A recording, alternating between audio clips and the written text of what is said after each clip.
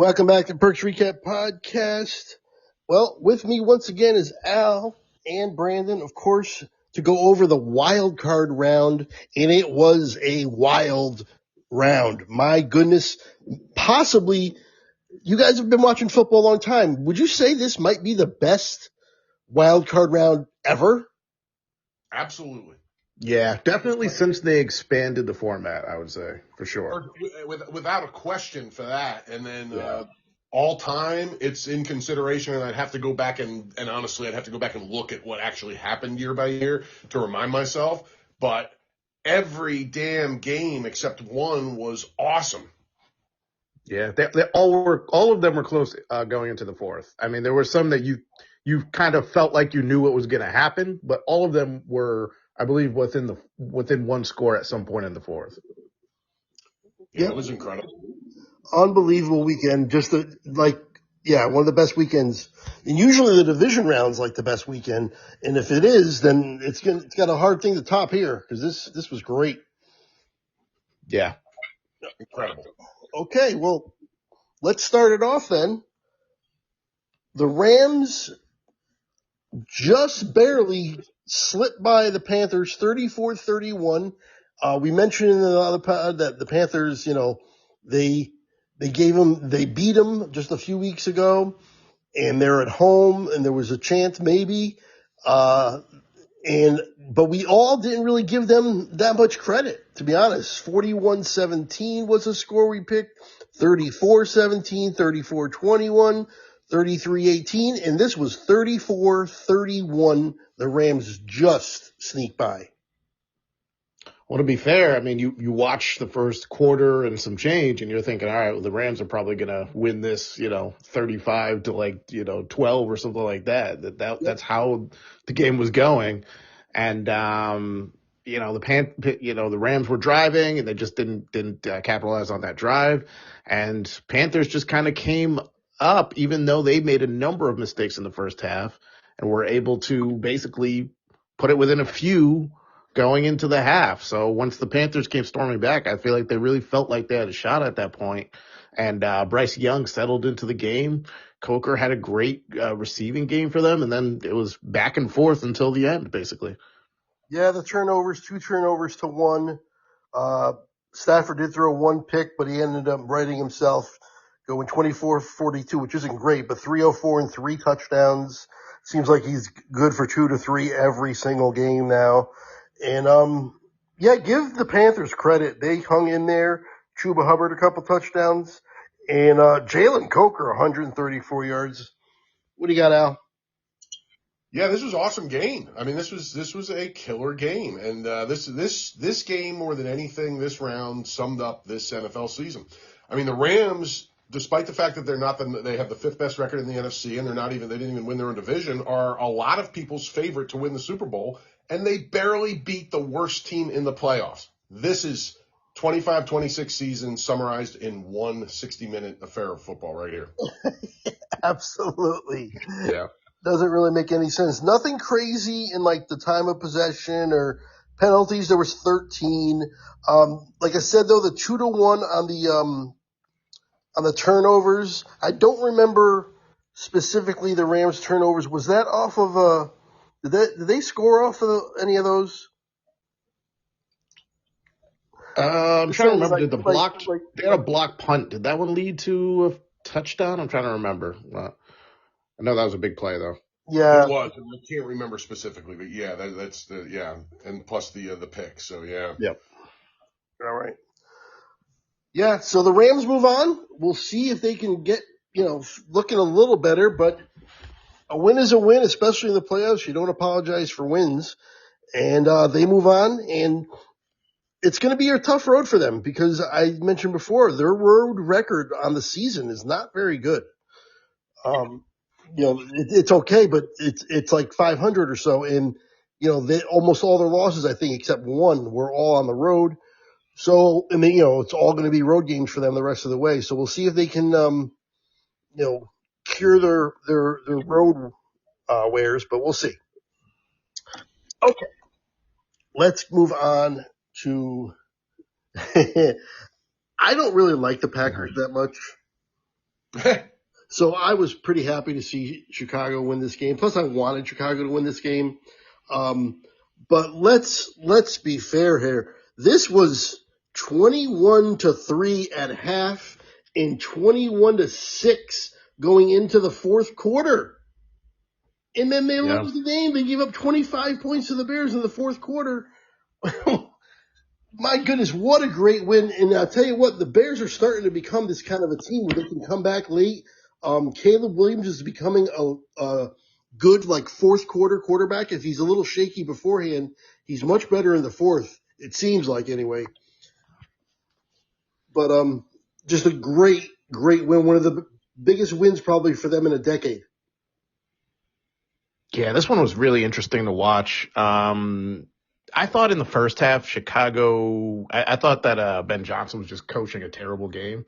And then in the second half, LaFleur was like, hold my beer. I got you. I got you, buddy. I'll show you some bad coaching. Yeah, and just them going for it on all those fourth downs, especially in their own territory, the Bears, just to me was just really weird. I know that you want to play aggressive, but I feel like that's almost taking it to the next level. And I feel like they kind of got away from what some of their identity was during the season, running the ball well and just sort of making some good plays. Obviously, Caleb comes alive in the fourth quarter, but they just kind of got away to me from some of their identity. And then the Packers basically just need to, as you described, Craig, they basically just need to put the game away. Just run the ball a bunch, just control the clock. And they couldn't do it. They did that weird. They tried to throw it a few times in the end zone in the end. And it's just just play the conservative game, and you can get there. But obviously, also McManus missing those kicks. I call him McMinus. Minus 7 points because he missing those kicks, man. That's really what put it over the edge. So yeah, minus 7 because if he kicks those, that's 34-31. That's a victory. Yeah, was it 2 field goals and an extra point, right? Yep. So yeah, that was insane, and I think that's all of those reasons are basically why the Bears won this game. But crazy game throughout, definitely. Yeah, this was fascinating, man. This was absolutely just a fascinating game. Did you guys see or hear about Ben Johnson's post-game speech? Basically, F the Packers. Yeah. I didn't realize too that I didn't realize there was all this vitriol between him and LaFleur. I don't know what I have to look into more. He just bought into the rivalry and just kind of jumped in, feet first, and just went right into the rivalry and embraced it. And good for him because it's fun. But I missed that at his opening press conference. One of the things he said was, "I look forward to beating Matt LaFleur twice a year." Yeah. He was in there from the very beginning in on this rivalry. That is priceless, man. Yeah, he's a character, and this team just keeps getting a little better and a little better, and I'm fascinated by them. I'm not going to say they're not a Super Bowl winner because I think anybody left in the playoffs could win the Super Bowl, but they're not my favorite, but it wouldn't surprise me. And they got the first year coach, second year quarterback thing that keeps improving, and a heck of a run game. Their defense is not great, but it's opportunistic. So it's a kind of D that you could see maybe pulling it together and taking them there. But I don't know, man. It's a fascinating situation, fascinating game.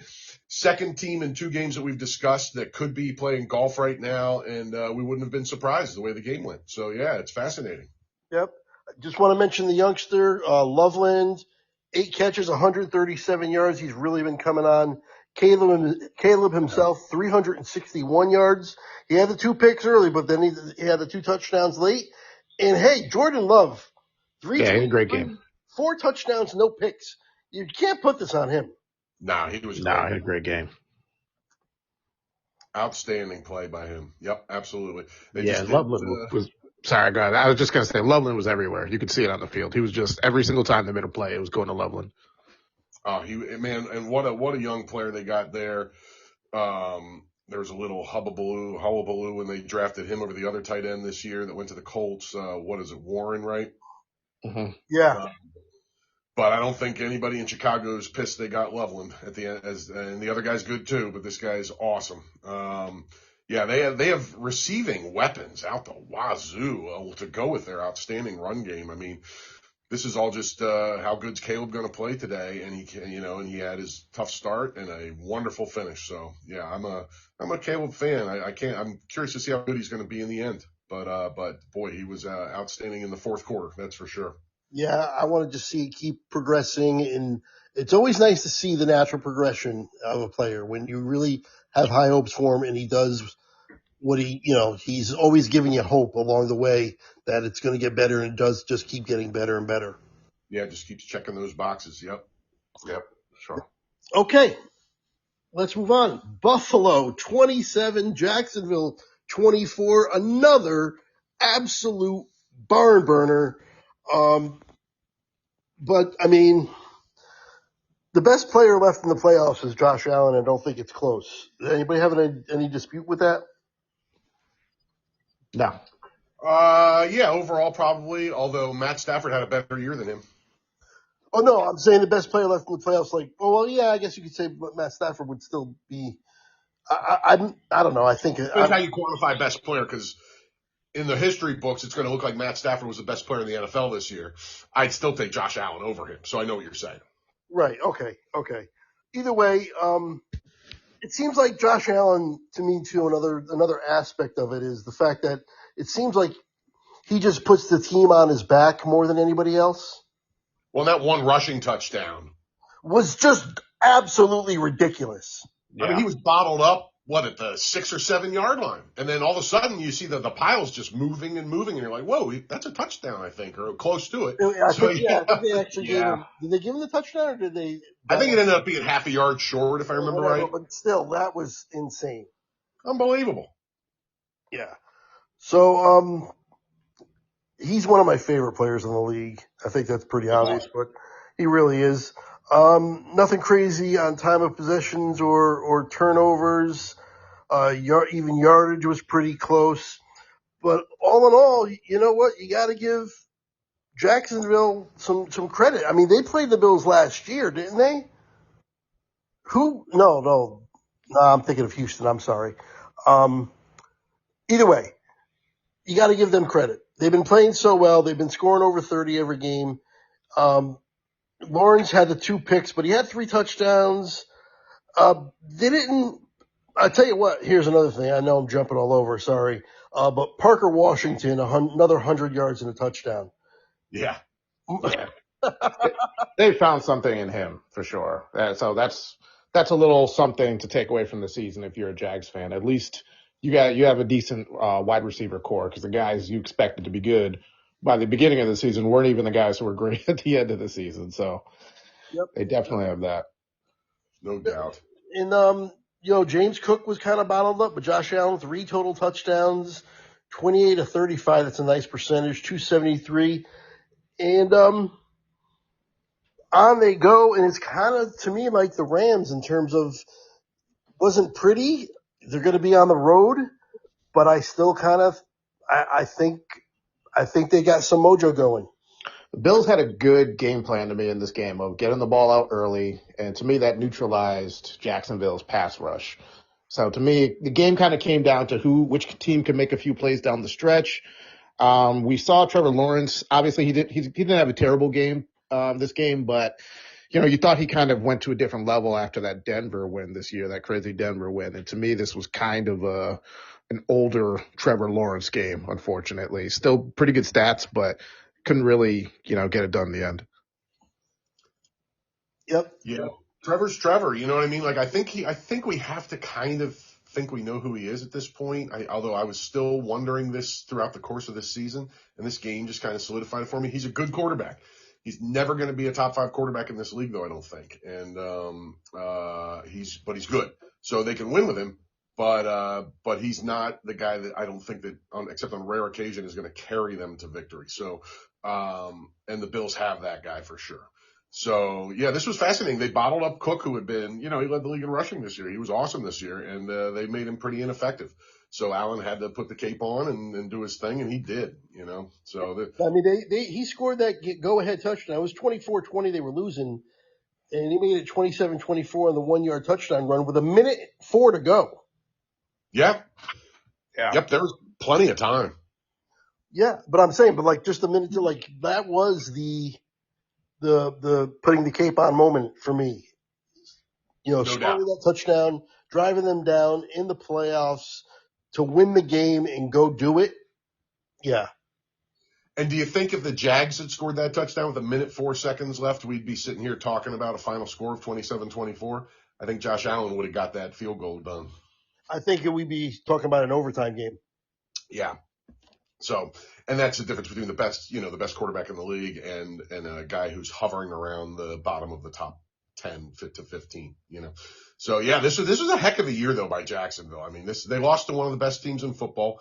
And this was quite a turnaround in one season by old Duval and Liam Cohen. And the Jacksonville's a team to keep your eye on moving forward. They did a lot of things right this year, and I'm curious to see where Trevor Lawrence lands. Is he somewhere between the 10th and 15th best quarterback in football for his whole career? Does he have more growth in him? I'm curious, man. I think he has a little more growth left in him. I'm not convinced he has a ton. I'm curious to see where that all plays out. I totally agree. Yeah, Okay. I agree with that. Brandon, let's lean back in our chairs and we're gonna let Al just take over. 23-19, 49ers eliminate Philadelphia. Go.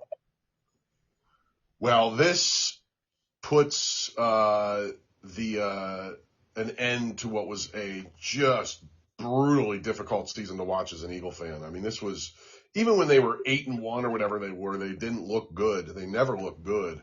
So this was just an incredibly frustrating season as an Eagle fan. It was difficult to enjoy. I don't think I've ever enjoyed watching the Eagles win a division less than this season. They had a coach in the offensive coordinator that looked bad from day one and never got better. He is now gone. I don't know if you guys heard. I assume you guys, being the fans you are, heard, but he is out of there, and thank goodness. I really wanted Jalen Hurts to have a coordinator 2 years in a row for the first time in his career, but not if it has to be this guy. So I never learned his name, and now I never will. I'm gonna break the glass here. His name is Kevin Patullo, and he is gone. Who? Yes. Ding dong, the witch is dead. Now wait, one thing I do want to ask real quick, is he staying on the staff though? They didn't say he was fired. They just said he was not going to be the offensive coordinator. That was the wording they used. I noticed that too, and believe me, everybody in Philly did. There's no word yet. To me, that sounds like they were running it up the flagpole and seeing how much negative reaction they got, but I'm really not sure. They did the last time they did something like this, and it would be weird if they did it, but I wouldn't, whatever. I mean, listen, he was on the staff when they won the Super Bowl last year, so if he's on the staff again in a position that doesn't matter, fine by me. But, oh shoot, where was I going? The Eagles did this before. Wait. Dang it. I had a good point and I lost it. All right, well, I'm going to just run off some numbers. Robinson, 111 yards. Christian McCaffrey only got 48 yards, but then he does what McCaffrey does. He caught another 6 balls for 66 yards and 2 touchdowns. Purdy had the 2 picks to Quinyon Mitchell, but he did enough, 2 touchdowns. And he also he also fumbled the ball, but they recovered it. But not a super great game really from anybody. I mean, Jalen Hurts had 168 yards. That to me just happens way too often, under 200 yards. But Barkley, say what you want, and I am totally on board with the OC hate, of course. But Barkley did get 29 touches. He had 26 carries and then 3 more touches receiving the ball. So he had 29 is a good number for him. And he delivered. Yeah, the flaws, though, with this guy were not all about Barkley touches. I mean, there were plenty of really bad game plans this year where Barkley touched the ball a lot. So, wasn't it like they did the same pass two downs in a row on like 3rd and 4th down or something? Yeah, yes, yes, that's true. And that is just one of a million flaws this year. And I remember what I was going to say too. The last time they did something like this, or they repositioned somebody within the organization, was when they fired Howie Roseman the first time, Oh, and they brought in Chip Kelly, and Chip wanted, I forget who even the GM was, but they put Howie in they called it a different part of the building, and he just disappeared for I guess it was 3 years that Chip was there. You didn't hear a word about him. You just knew he was still there. Chip gets fired, and he's the GM again. And he becomes one of the best GMs in football. He was not very good before that. He was not popular in Philly. I would have been thrilled if they had chucked him right on out of town at that point. Now, I'm not saying what all that is not to say that we are going to see a Howie Roseman-like comeback from Mr. Petula. okay. Well, they've got to do something because, well, I guess they just did something by, obviously getting rid of him if they actually did that. But this game to me was just indicative that like the problem with the Eagles right this year is like chemistry. It's just like these guys just like didn't seem like they liked each other, seem like they like playing with each other.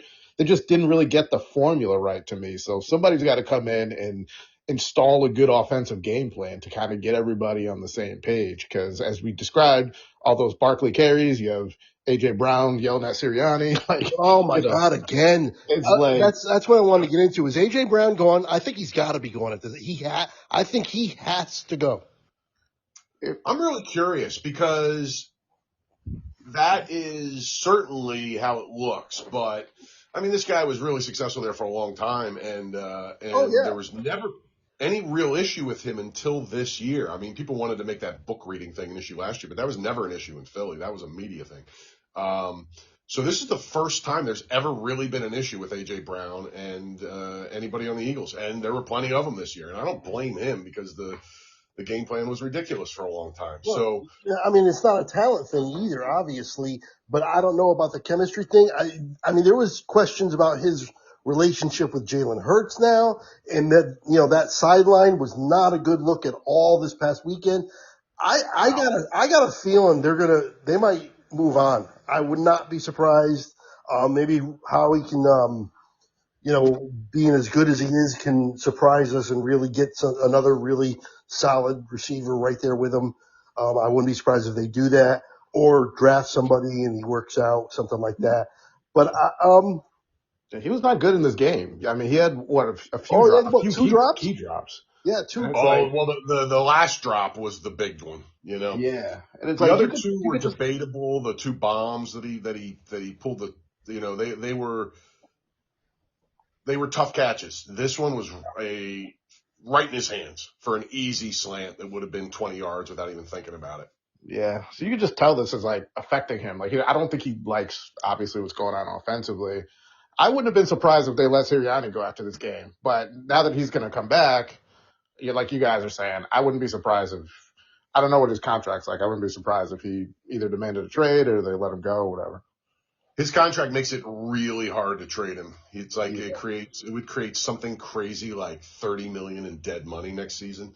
So it's going to be real tricky. I don't know, man. It's I get it. And I think this is easily the most realistic this talk has ever been. I mean, this is the only time I think it's actually been bad in Philly and not just like media making stuff look, bad that really wasn't. Because they were, people were on A.J. Brown all last year and they won the damn Super Bowl. You know what I mean? So, so this year, though, it was real. And so I don't know. There's a lot of questions in Philly in this offseason. I would just like to put out my campaign offer for the guy who McDaniel. What's his name? The guy that just got fired from Miami? Yeah, he would be great. McDaniel. What about Cliff Kingsbury? I've never been a Cliff Kingsbury fan. I would not love it at all. Okay.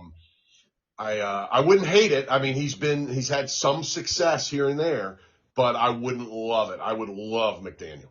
I'd say just based on this conversation we're having right here, this is going to be a very interesting offseason for the Eagles. Big time. They have a lot of really good free agents. Really good free agents. They have a lot of cap flexibility. I've saw one cap report saying they can create, with a couple extensions, they can create as much as $90 million in cap room this offseason. So they have the ability to get some things done this offseason, and I can't wait to see where it goes, because this season was just brutal to watch. I mean, it was just the offense. The offense clicked for a half here, a half there. The offense might have worked really well for about 5 halves total all season. And it was hard to watch, man. And the defense played really well. Couldn't step up and win it for them when they needed it in the wild card round, but they were asked to do so much this year. I can't blame them. Yeah. Yep, totally agree. So you're saying the AJ Brown contract is going to make it tough to trade him. I don't know what the solution is then. I would have a little bit of a hard time seeing him coming back. Not crazy. Listen, they had 4 really good years together, including winning a Super Bowl, and then one bad year. I have no problem seeing him come back. I don't have a problem seeing him come back. Maybe I should have worded it differently. I don't know. No. I mean, yeah. I get where you're coming from. Go ahead, though. Yeah, I don't know. Yeah. I don't have a problem with him coming back if I was an Eagles fan, but like just the reality of that happening, to me, looking at it from the outside in, obviously not completely tuned into the Eagles, it just seems unlikely. There's something about it that just seems unlikely to me, but. And I get that, Craig. I totally get that take. I do. Here's the thing, though. The issue was 100, and I mean 100% the offensive coordinator. That guy's now gone. So yeah. I'm really curious to see if they decide they can work this out, or if inside that room they feel like what a lot of people from the outside looking in think. I'm not sure, and I'm as dialed into Eagles media as anybody. Nobody there knows. None of the beat guys. Nobody knows what's going to happen. So I just can't wait to see what happens. I put it 50-50 right now, and I'm just not sure. What do you think, Brandon? 50-50? Yeah, I'd say 50-50. I mean, if you're Sirianni, right, you go to AJ in the offseason and you say, look, you basically, the offensive coordinator, he was the problem, but also you basically scapegoat him, say, hey, this offensive coordinator sucked. He didn't really get you the ball in the right spots that you needed it. We're going to focus on getting you the ball next season. You're going to be our wide receiver 1 again. We'll get other good receivers in the room, and we'll run this thing back. So that's his best option to me if they're going to go forward. Yeah, that's exactly the kind of thing I'm thinking. But it could be decided. Hey, they might just decide they have to blow it up, and I would understand that too. So we'll see. I'm really, really, really curious to see what this offseason in Philly, because they have some massive free agents. They got some work to do. Jordan Davis, Jalen Phillips on defense alone, just those 2 guys right there are 2 guys on the D-line that are huge guys they need to bring back. So we'll see. It's going to be interesting. I did, obviously I would have liked to have seen them win this game, but I'm kind of happy that they just pulled off the Band-Aid off this start of the season. Credit to the Niners, man. Kittle gets hurt. They go out and they have a gutsy performance, come back in the end, and end up taking it. So, credit to the Niners to do that. The fact that if you had Marcus Robinson was going to torch the Eagles, I would get. That's such a shame. It's such a shame, because I would have loved to have seen what Kittle's numbers would have been without injury. His career is all said and done. He's going to the Hall of Fame anyway, but boy, that's a big one. He might never be the same again. That's too bad. It's like when you look at the Niners season, it's like when Christian McCaffrey and Kittle are healthy, it seems like they do really well for the Super Bowl, whatever, but those 2 guys are kind of like injured too often. So when they're injured, it seems like they just, they just don't have any other real think about that. Fred Warner and Nick Bosa. Geez. Yeah. You got to give them a lot of credit for winning this game. Yeah, the defense on the road. They went on the road and won this game too. And Kittle goes down. Yeah. And Purdy didn't play awesome, and they won. There were a lot of different ways that the Eagles could have won this game, and they pulled it out. And I've been very critical of Shanahan coming up short in big moments, and he had one hell of a year. Whether they win this weekend or not, I think my opinion of him went way up this year because of how he handled all the injuries and winning a playoff game, even if it's only one. Yep. Okay. Time to move on. Now, is this more about the Patriots defense or the Chargers being inept in a 16-3 Patriots win and that absolutely sucked to watch? I'd say it's about the Chargers not really having the horses on this one, not having the correct guys. I know that this has been, for Herbert, this feels like he has had a built-in excuse for probably like 10 years now. But, and we've seen this game from him before in the playoffs.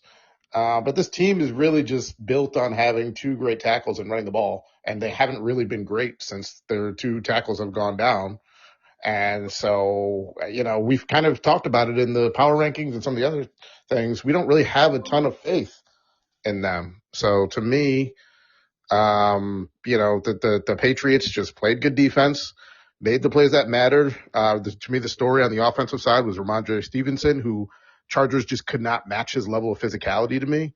And the Patriots just made the plays that they had to win, included May, who was decent. He wasn't like, crazy good, but he was decent and good enough to win. So May also had 66 yards on the ground, too. yeah, Put him in over 300 total yards. for sure. But yeah, the defense is what this was all about for me. The Patriots defense, kind of opening my eyes to a little bit of a different take on them now in terms of these games that they're going to be coming up against really good defenses. So I think some low scoring games are in their future, and maybe some ugly games like this. But you can't take it away, and as much as we all, don't want the Patriots to get right back where they were just a few years ago, it's too soon. They might be, because May is the real deal for sure. Vrabel's the real deal for sure. And this defense looks legit. And, that's all I have to say on it. Go ahead, Al. Yeah, this was, I think it's, I would put it at like 60-40 Patriots D to Chargers ineptitude, and lack of a couple of guys. But, I'm super impressed by the Patriots D. This game cost, Greg Roman his job. Greg Roman, their offensive coordinator, got fired, and I don't think that was on anybody's radar before this loss. And he's been Harbaugh's offensive coordinator everywhere he's gone for a long time. So for him to get rid of him, it got pretty bad. Chargers held a 207 total yards. Yeah, that's brutal. And give the Patriots a lot of credit there, but that's also something on the Chargers. It's tough to say. But yeah, the Patriots, man, I mean, geez, I'm just glad now that they're back that there's no Belichick involvement, because he was the real reason I couldn't stand that dynasty. At least Vrabel's a little more likable if they're going to go on a run again. Oh man, he hasn't been caught cheating yet, so that's nice. So yeah, listen, the Patriots are just entering a whole new era of awesome. I'm really curious to see how they hold up in when we do our preview show and what everybody thinks of that game in the next round. And their two-headed running attack was awesome. Drake May played great except for the one pick, and Drake May. They should have taken care of. Drake. That is the funny thing. I love it. So for the Chargers, it's another season where Herbert comes up a little small, and also in general the team comes up small. And one of the reasons why 2 seasons ago I was so down on that, I kept saying I hate the Chargers because they were so inconsistent. They sneak in this year, but once again we see this. And like you said, Brandon, though, those tackles being down, that hindered them all season long. I mean, that's what Jim Harbaugh wants to do. Just wants to run the ball. That's why he got Omar in Hampton. That's why he had, Vidal kind of came on later in the season. That's kind of what the identity of the team is. So, but Chargers are in the playoffs. They still have to, play their best game. But I just thought that without those guys. I don't think they really had a shot against the Patriots playing decent defense. Yep. Okay. Well, my favorite game this weekend was the Eagles losing, of course. But Number my 2. second favorite game was Houston 30, Pittsburgh 6. And I absolutely love the fact that they got smoked. I'm here for it. I am so here for it. I love it.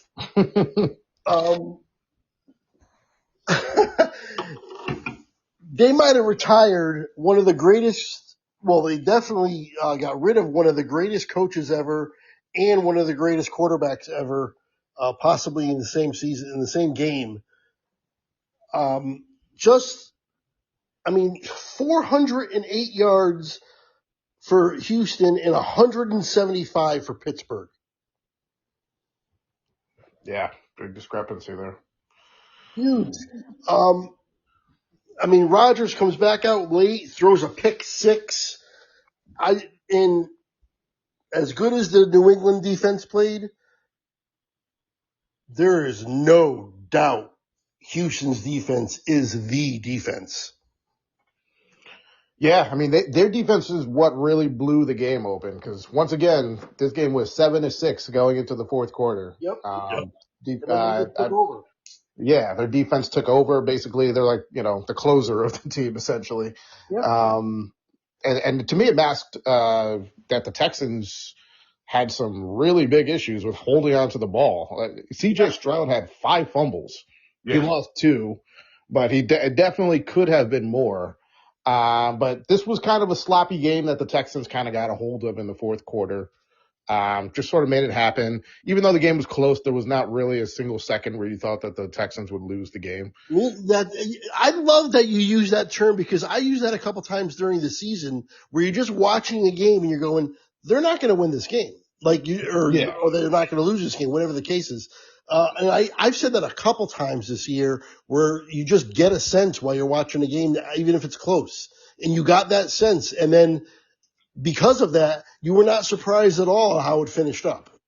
Yeah, I picked the Texans, but I was watching, I thought this game was going to be close. Obviously, I did not expect this to be the biggest blowout of the weekend. But the game starts, and I was just like, oh, yeah, the Steelers aren't winning this game. They just couldn't move the ball. Like, the Texans weren't looking great either, but just didn't feel like the Steelers really had anything for the Texans' defense at all. They couldn't do anything. Nothing. Yeah. They couldn't, do anything through the air to make up for it. They couldn't do anything on the ground either. Yeah, the Steelers, man, they're just, them and the Eagles probably had the 2 worst offenses in the playoffs. And the Panthers, those 3, were just subpar offenses for playoff teams. And the Steelers didn't have anything else going for them to make up for that. You know what I mean? At least the Eagles had a decent D. The Steelers didn't have anything really going for them.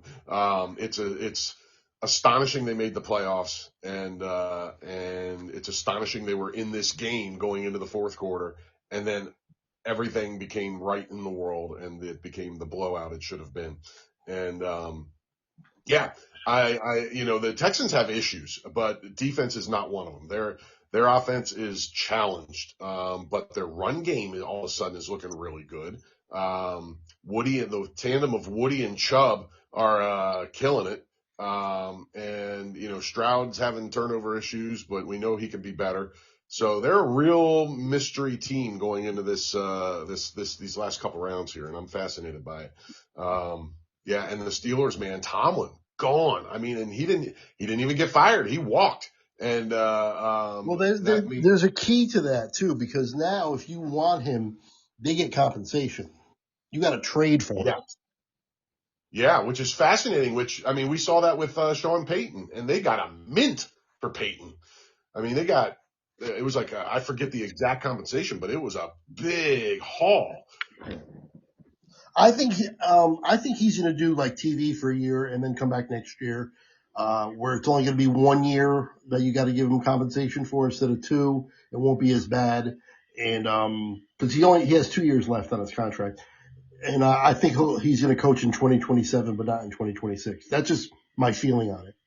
Yeah, well, it is already out there for 100% certainty that he is not going to coach next year. Oh, okay. I didn't even see that report. Okay. Yeah, you called it. Your gut was right, Craig, because I mean Schefter said it when he made the announcement, and Orlovsky was like, well, but if and what, and Schefter's like, he's not coaching, period, in 2026, 2027 season, period. And Schefter doesn't do that unless he knows. So I feel pretty good off that report that he's right and accurate. So yeah, I'm fascinated by the whole thing. I mean, geez, there's going to be a big old coach on the market next year. And whatever you think of how it ended in Pittsburgh, he had a lot of success as a coach on a team that, they're not known for going out and spending a ton of money in free agency. They're kind of like them and the Bengals aren't far off from how they run their teams. Just Pittsburgh's had a lot more success. Yeah, I could see the Bengals as a possibility, and I could see the Jets with all those picks. He takes over a team that had just come off of having 2 first-rounders and then has 3 first-rounders to work with in the coming draft in 2027 when he takes over. That's fascinating. Yeah, that's an interesting point. There's an appeal there, I think, with those draft picks. But all in all, yeah, Marks and Chubb, great. Christian Kirk, 144 yards and a touchdown. Now, Stroud had all those fumbles, but he was 21 of 32 for 250 yards, a touch and a pick. Not too bad. Rodgers, 17 of 33. When was the last time you saw him with a bad completion percentage? He never has a bad completion percentage. Yeah, except this year, which he had a decent amount. I'm with you. Like in his prime, he never did. Yeah. 146 yards and a pick, and that was the pick 6. Do we all agree that you think he's done for sure? What do you think is going to happen here? If I had to bet, I would say he's done, but I also think we're going to hear a lot about it between now and training camp next year. Yeah, I would lean towards him being done, but it wouldn't surprise me if we're in a situation where a team that we think is heading maybe towards the playoffs or on the fringe of the playoffs, a guy gets hurt or something, and he's contemplating coming back and leading that team. But I think for the most part he's done, or he'll be very selective if he decides to come back at some point next year. Here's a scenario for you. Daniel Jones re-signs with the Colts in the offseason. Gets hurt like he always does somewhere between week 7 and week 12. Aaron Rodgers comes out of retirement instead of Phillip Rivers. It wouldn't surprise me because Rivers kind of made it clear this time. He was like, I'm done. Like, it was a fun few weeks, but like, I'm done for real this time. So I don't think he's coming back. I think you're right. That wouldn't surprise me. Oh, man. I could see it even beforehand because Jones might not be ready for the start of the year. What if they go to training camp and he's just not ready and they're getting closer to, they're starting to play some preseason games and it's clear he's not going to be ready. They got to put him on the pup for the first 6 weeks or something. Maybe they sign Rodgers then. If Rodgers signs, I think it might be later. Like, I don't think he wants to deal with having to go through training camp again. I think it might be after training camp. And I don't think his ego would allow for him to be the backup in waiting that position would call for. Well, he basically did that this year, right? He was the last quarterback to essentially declare, I'm in, Right. Because I was following it as a Giants fan. He obviously didn't want the Giants, but he was just like sitting there waiting. And then right at the very end, he was like, all right, yeah, I'll play. Few weeks before the season or a month or whatever it was. Yeah, it's gonna be an annoying, talked about way too much plotline yet again this NFL offseason.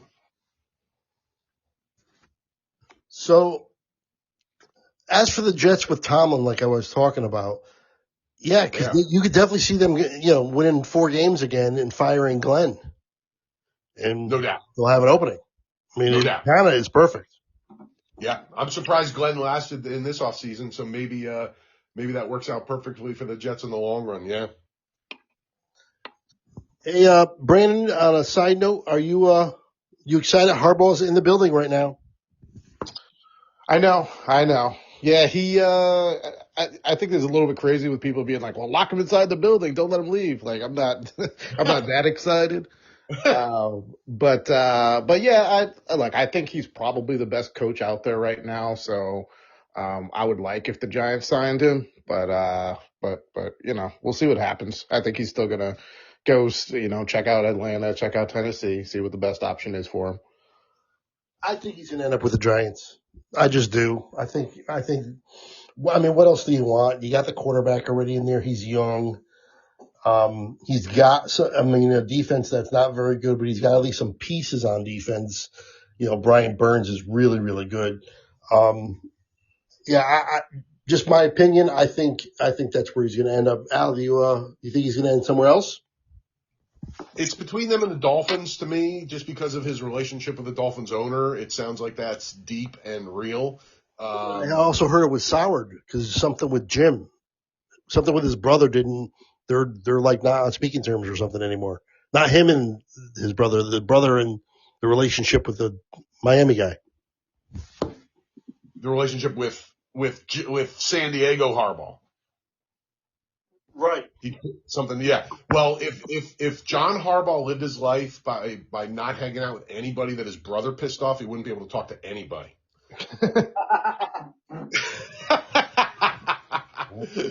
Got a point? So yeah, no, I listen. I would, if it was just about the players on the team, I would go with the Giants personally. I like the last couple drafts, and they have their quarterback. Injury issues aside, I love them as a player. They have a nice defensive base, and they have a nice offensive base now too. Their offensive line played better than it had in a decade this season, and so that's not the unmitigated disaster it was for forever. So yeah, I mean, they've got go ahead. they got a top 5 pick too.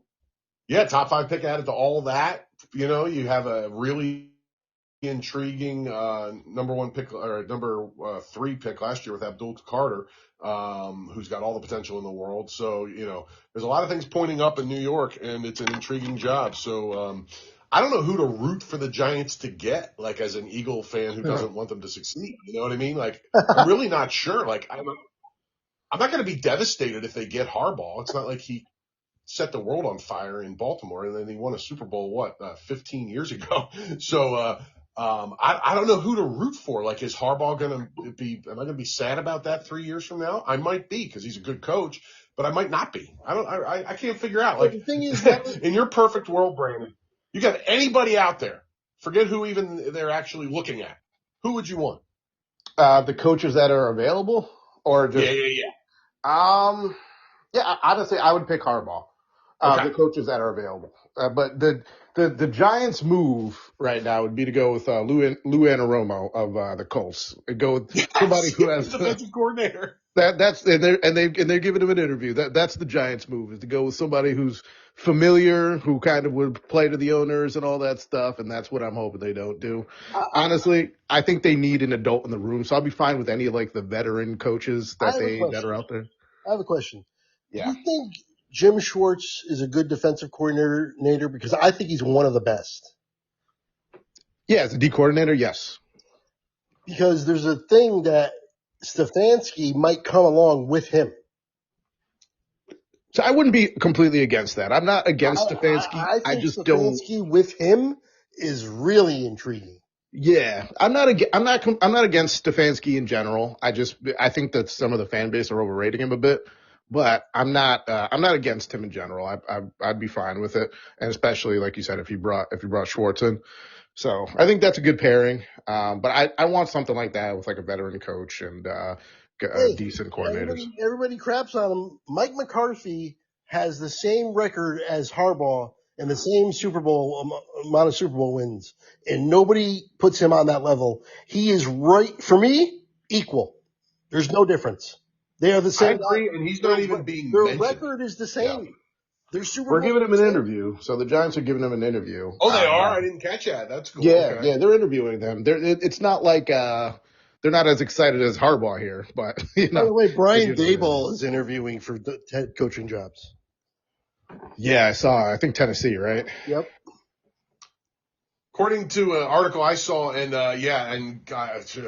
good luck with that if anybody wants to take a shot on that. But to me, it's a lot more likely he ends up as an OC. And there's an article in Philly that the two top of the Eagles' wish lists is McDaniel and him. Well, I'll tell you, him as an OC is fine. He's pretty good. I mean, I kind of think giving him a lot of credit for Josh Allen might be a little overstated because Josh Allen probably would have been good no matter who was with him, but he was there. He didn't hinder him, and he also wanted Dart, got him, and Dart looks good. So, I mean, I think it's not a bad idea at all to get him.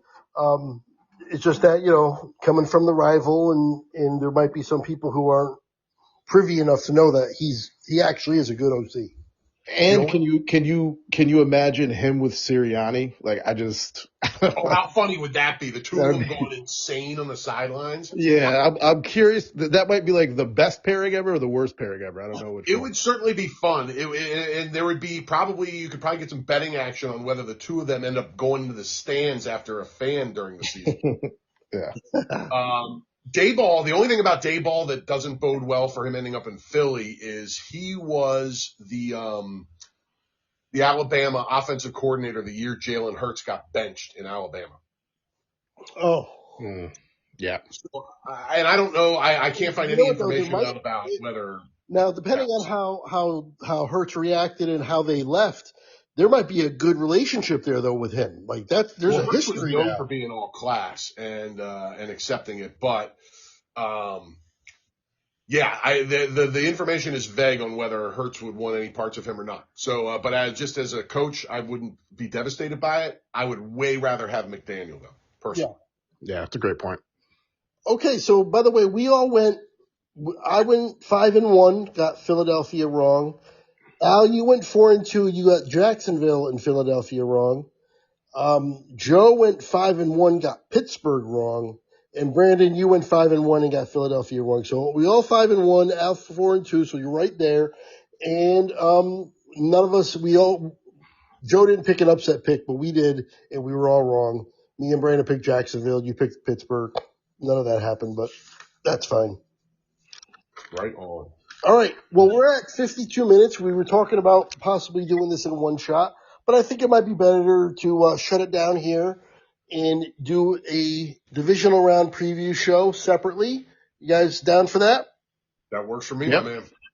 All right. So thank you, everybody, for joining us. Thank everybody for all the views and the likes and got some comments and really having a good time with this. And it seems like the audience has been growing pretty steadily every week. So definitely appreciate that. If you guys have nothing else to